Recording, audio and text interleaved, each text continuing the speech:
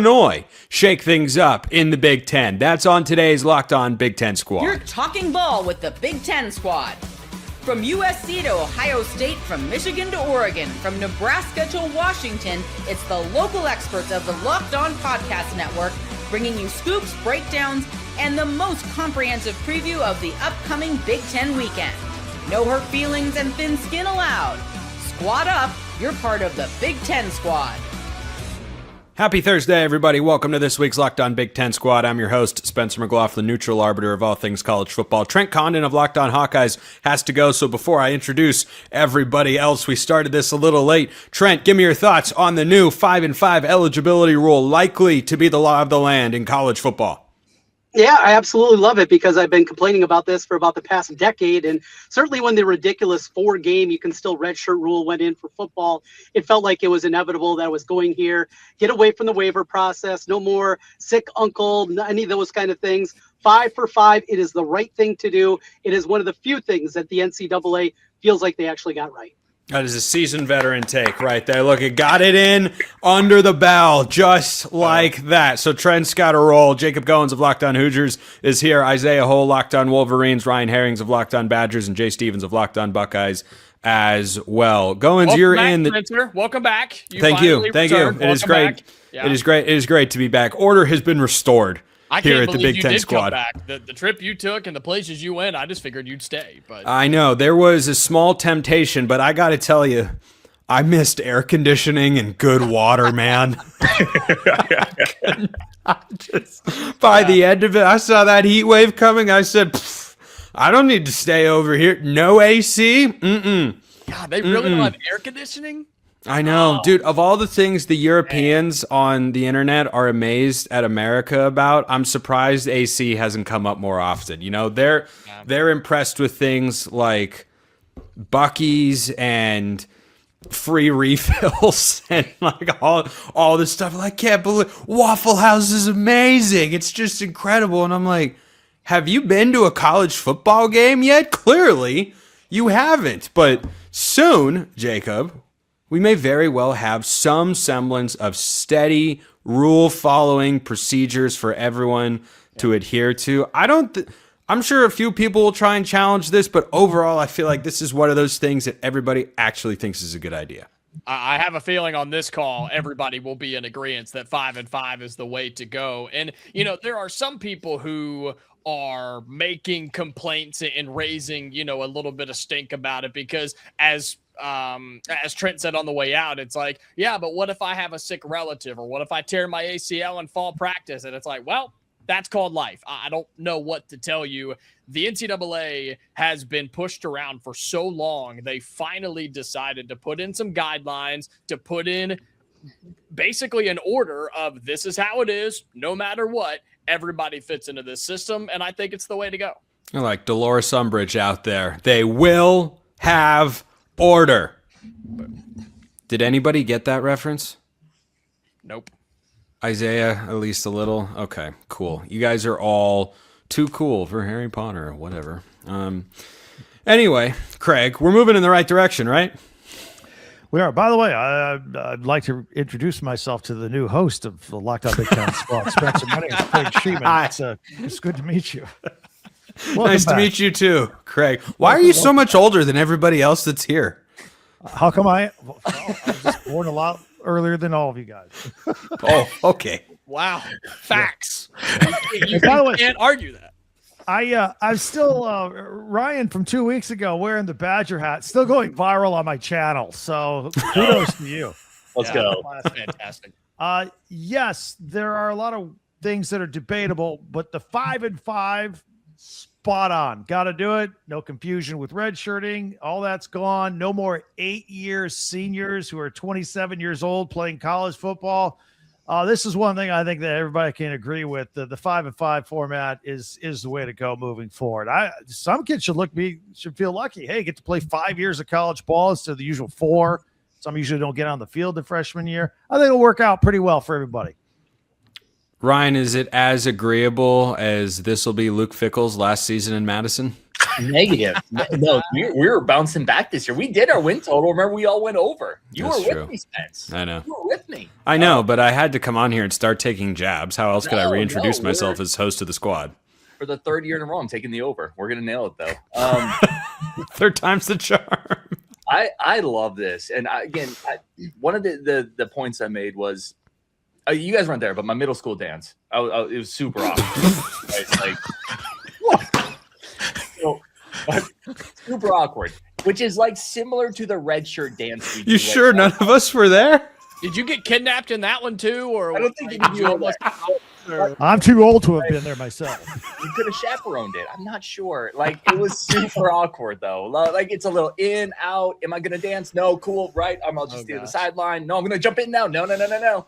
That's the red shirt dance we've been doing the last couple years. It's like, is this guy good enough to play? Yes, but no. We want to hold him, but 4 games. Oh no, we need him, but we can't play him. Let's hold off for a game. Then you don't need him. It's a super awkward middle school antiquated dance that we no longer need. College players come in more ready to play than ever. They have trainers. They know how to lift weights. They've been on programs since they're 13 with psycho dads. It's all good. They don't need to redshirt anymore. This allows players that are ready to play right away. It allows teams to not have to do this super weird middle school dance of we're going to play them, but no, but yes, but maybe 4 games, sure. And in basketball, you can't do it at all. It's ridiculous. So this is an awesome rule. There was a discussion at one point. Whoa. Wow, what was that? What was that? Was that on your end, Spencer? I don't think I so. don't see anything. What are we even talking about? There It was was, like a major echo. It was but like, it was thunderous and authautoritative, like I that's was the last speaking thing from the Spencer Iron Russell Throne. needs is a thunderous boom coming out of his microphone. That's the last thing that dude needs. Oh my gosh. That was off-putting, but in like a very kind of intimidating way. It's like when you hear Darth Vader breathing. I'm gonna get like 7 I more got movie that references reference. in the That's Star show. Wars. Oh, there we go. Woo! Oh, that a boy. I don't even remember the point that I was gonna make. Jay Stevens, your favorite middle school dance memory was? Well, that was a long time ago. I don't remember many things from those dances back then. You went to those? Oh, A couple of them, yeah.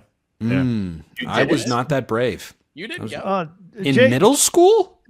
Jay and I were the only ones that could get dates. You two were just walking while I was sitting in the back corner. That is true. I couldn't get a date until high school, but I really wish I remembered. You guys were dating? It's like that meme. It's great. You guys getting paid? Yeah. Right? Yeah, that's what I thought of too. Gone off the rails. This is gone off the rails. That's a great right. But is there any way for the squad show to actually go than to just No. get completely off the our rails? bosses were going to be super proud. Do you know how fast we got into content this episode? Trent started talking within the first 15 seconds. Like, I that know. was incredible. It was I know. Wait a minute. Trent was here. I joined 2 minutes in. Yeah, you missed Trent.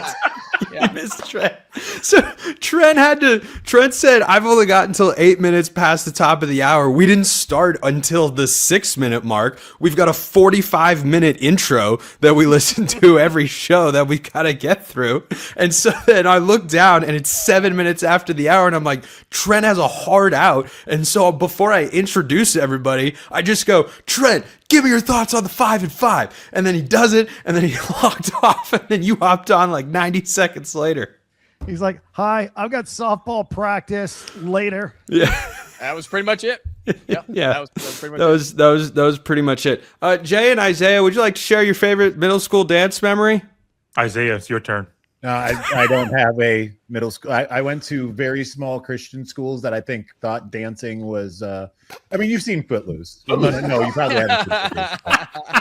I was gonna say. Oh, I didn't think they were big on the dancing over there. Oh wow, someone made an image for the last squad of Minnesota's schedule. I should have done that. Is that you, Goins? Of course it was me. That's what happens when you leave and I take over. Good ideas come into the chat. Yeah, Oh, look how dang cool it. This that is is. phenomenal. I know. I even said I made it by hand. It took me hours to do. Like hours. You typed it in as a prompt and it spit it out in 10 seconds. I don't know what you're talking about. No, certainly, Off the rails.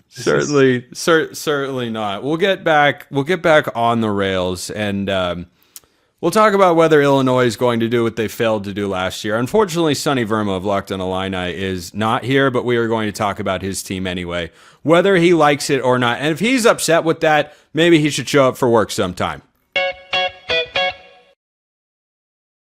See, that one had the sound, and I like the sound. I love the sound, just like I love Odoo, of course, and you will as well. Because, look, running a business is not something that you want to be all over the place, disconjointed, discombobulated. You're using a bunch of different systems in order to run your business. You got one thing for marketing over here. You got one thing for accounting over there. You got one thing for something else over there. I've never actually run a business before, but if I did, I would check out Odoo because I want those platforms to talk to one another. And you got another one for HR, which is probably a very underutilized aspect of this particular company, as you can see. But if you want all those services working on the same page, that's where Odoo comes in. Odoo is an all-in-one business management software that brings every part of your business together in one powerful platform. From sales and accounting to inventory and marketing, everything works in one place, helping your team move faster, stay organized, and focus on growing the business instead of managing software. The best organizations know that success isn't just about talent, it's about having everyone working toward the same goal. And that's true in sports, just like it is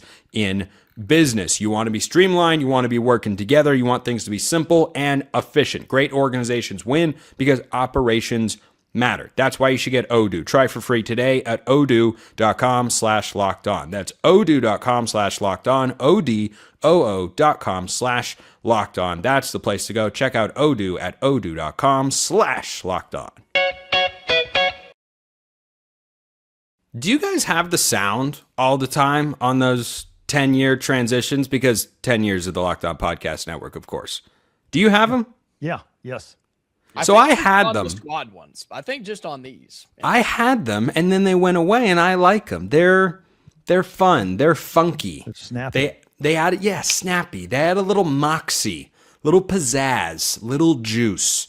Kind of like what Illinois is trying to do in the 2026 season. Spice it up a little bit, you know? Nice. Thank you, Isaiah. That was a seamless transition. So our friends at FanDuel have got Illinois' win total at 7.5. Now, when you lose a player of Luke Altmyer's caliber at a program like Illinois, he wasn't a stereotypical national talking head like myself would automatically look at the Illini and say, psh, pullback year, regression to the mean, not real, not any good.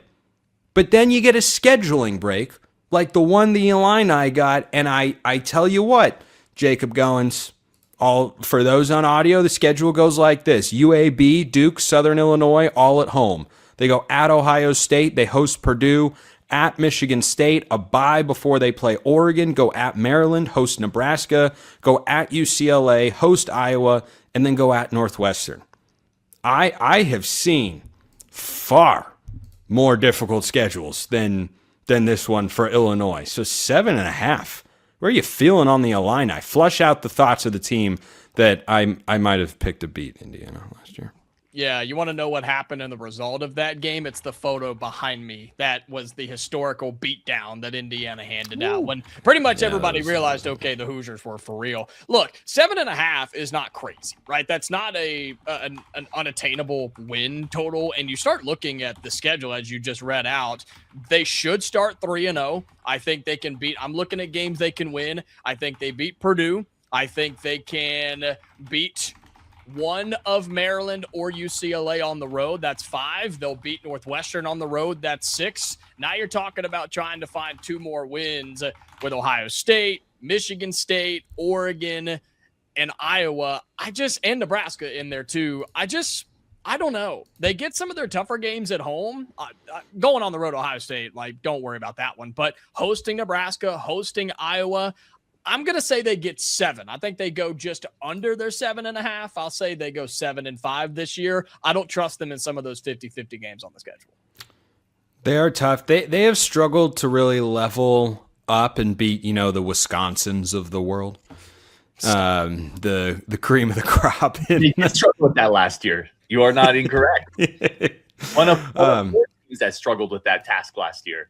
This is true. This is very true. Craig, you look at the Big Ten as a whole. But before I press you on taking the over/under of 7.5, why do you think Illinois has been able to be good but hasn't leveled up to be great? Well, I think Bret Bielema puts a premium on his line of scrimmage guys, and that's just fundamental, right? If you get good in the trenches, you can probably fight for a 500 schedule and then add a couple of wins. I mean, he's won 19 games in the last 2 years. That's pretty good.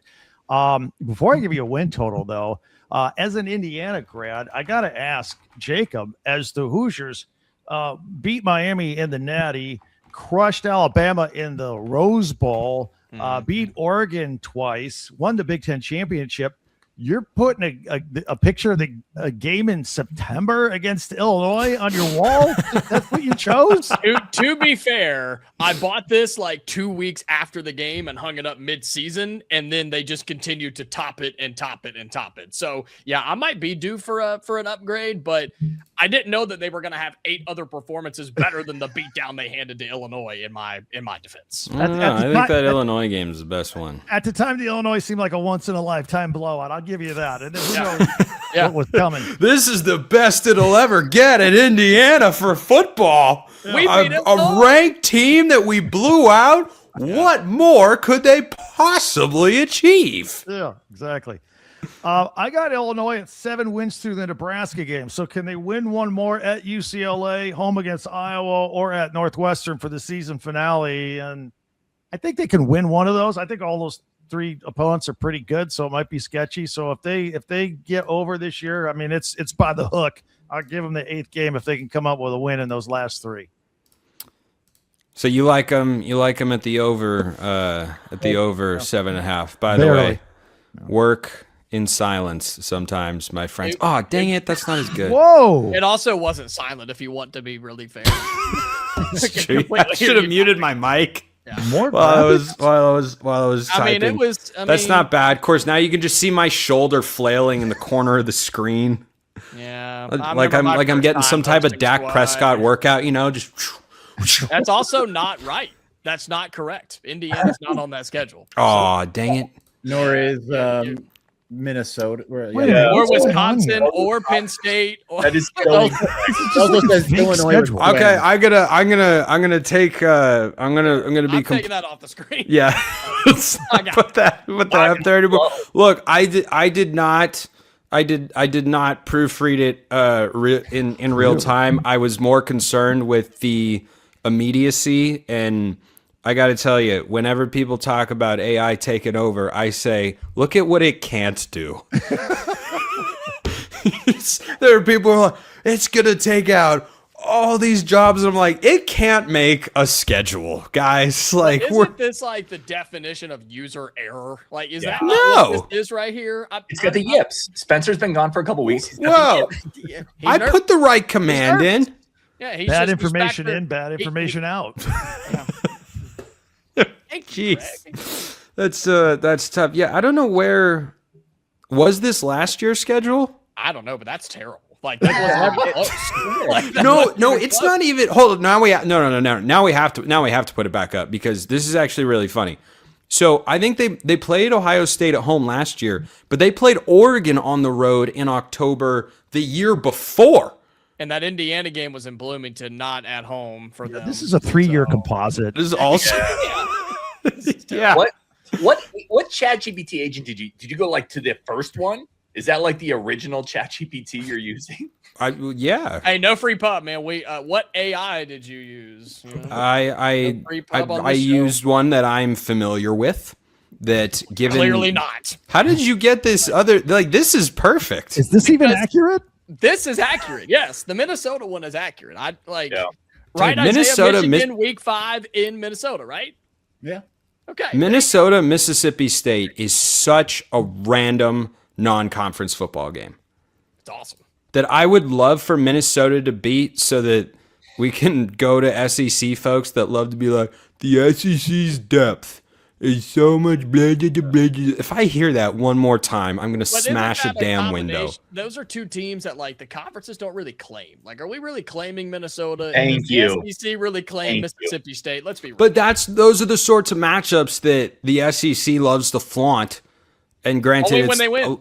Only when they win. Yeah, only when they you know win. what? Only when they win, of course. If Isaiah and Michigan can beat Oklahoma and Ohio State can win against Texas, then we just shut them up for good, right? Yeah, that's true. That's true. Yeah, Isaiah, don't screw it up. Don't screw Isaiah, it up. are you okay with Dusty May? This show is just completely gone. Are you okay with Dusty May leaving? Like, what's your status, brother? I'm blessed, number one, but not because of Dusty May leaving, but just because I was about to hit record on a show that was talking about close to nothing. Like, I guess we'll talk about some recruiting things that we haven't even figured out yet. I guess like An and then off that season happened. show, yeah. So it was one of those things where it's like I hate this, but I also love this because it makes life easier. Well, But I mean, and I mean, you also just got a national championship out of the guy. We're gonna finish these thoughts when we get back.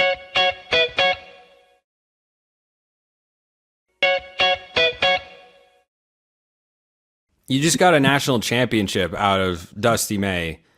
So how mad can you actually be that he bolted? Because let me tell you, I know I am neutral arbiter of all things college football back there, but I'm just gonna like hypothetically put myself in the shoes of I don't know, an Oregon fan, just as like a random school to pick.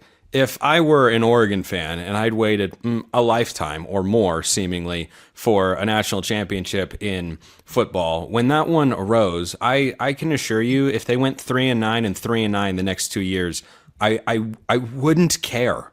I would not care in the slightest. Eventually I'd want him to get back to it and make the climb again. But there's just an element, if Dan Lanning bolted after that for, I don't know, the Kansas City Chiefs job or something, and then whoever they hired went 3-9 the next year, I'd say, well, remember that time they won the national championship? That was cool. Is that how you're feeling, Isaiah? well, here's the thing that I got to tell you about Michigan fans. They say that until everything, like coming off of Jim Harbaugh and him winning the national championship and leaving, it was kind controversy of like, free, yeah. Yeah, I mean, exactly. I mean, that's the great thing is squeaky. Everything was squeaky clean. Squeaky. No one's saying anything about it anymore at all. But it's like he leaves and everyone says, you know what? Like we can just go like 6-6 this year. Or who cares? We won the championship. And then the moment they started losing to Texas in week 2, fire everybody. Unacceptable. I hate this program. We haven't won a national championship in at least a couple months. This is absurd. What happened to the program I love? So I think it's probably the same in basketball because I think Michigan fans we're starting to kind of feel like, hey, especially with the in-state rivalry with MSU, I think it's kind of like, hey, we might be surpassing Izzo after just a couple years, right? Like we won a championship, and last one that you won was 25, plus years ago at this point. I think the thing for me that's the hardest is the timing of it, because Michigan fans still were complaining a lot about John Beilein having left in early May in 2019. And then Dusty leaves in mid to late June. And so that leaves you a little bit in the lurch, and it was made even all the worse because I went to an alumni dinner on Monday night, and Trey McKinney's there, and I mean, it looked like not only like his dog died, but it looked like someone kicked his dog repeatedly in the process of said death. So you see that, and you just are like, okay, not a great scenario, but you know what, like. There's a lot of people who in the Michigan fandom are just putting all the blame on Ward Manuel. They don't like hearing me say this because they think like, oh, I'm just going to defend Ward Manuel. But like the truth of it is like it was apparent from the things that came out after the fact, because like no one knew this was happening. Trey McKinney, when I asked him, I said, did you know this was happening? He's like, absolutely not. But that it was a scenario where he didn't want to deal with all of this college nonsense that we talk about on this show every single week. And so hard to blame him, especially once he won a natty.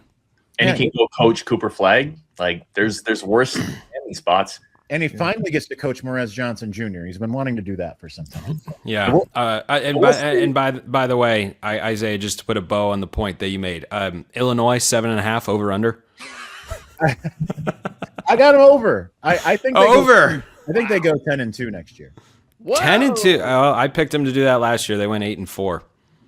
Yeah, which wasn't bad, but it wasn't great. Ryan, you may wrap this squad in literally whatever direction you want. That could go so many directions with me. Okay. Well, let me just start for a second to acknowledge the unbelievable content creation run Isaiah's on with Michigan. That's like a content volcano. It's like national title football, blah, Harbaugh leaves, blah, cheating, Stallions, blah, blah, Sharon Moore, blah, Dusty May championship, blah, number one quarterback in the country, Bryce Underwood, blah, like now your coach is leaving to Dallas, blah, like it's like, oh gosh, can I have one of those stories? Can I have one of those things for Locked On Badgers? Like Ryan, jealousy doesn't look good on I was about to say the jealousy's oozing. I was like, man, I want one. Blah, like it's well, we'll get run. Your moment in the sun. Craig, your mic didn't really pick that up there, Play it pal. again, Craig. At all? Am I gone? Yeah, you're good. You're good. You're good now. It was just kind of. It sounded like this. Moment in the sun. I was just gonna say when Luke Fickell gets fired, you'll have all of that. Yes. Or exceeds expectations. Either way, I thought you were going to say extended. Exceeds I'd like to welcome expectations. back- That's how we grade 5-year-olds, right? On their report cards. I'd like to welcome back Paul Christ, by the way. I think that's the move. He's still out there. Yeah, he's Still out hanging. there. Still chilling. Give me under on Illinois, by the way. That's where I'll wrap up. I think it's Under. harder with Luke Altmyer. I just think that's not as easy as people think it's going to be. He is indeed. He was quite good. He was quite good. Is Caton Hauser as good? I guess we'll just have to wait and find out. Jacob Goins, Locked On Hoosiers. Craig Sheeman, Locked On Big Ten. We had Jay Stevens of Locked On Buckeyes and Trent Condon of Locked On Hawkeyes. Ryan Herring's Locked On Badgers and Isaiah Hull, Locked On Wolverines. I'm Spencer McLaughlin from Locked On wherever. We appreciate everyone listening. We'll see you next time. And until then, hope you all have a wonderful rest of your day.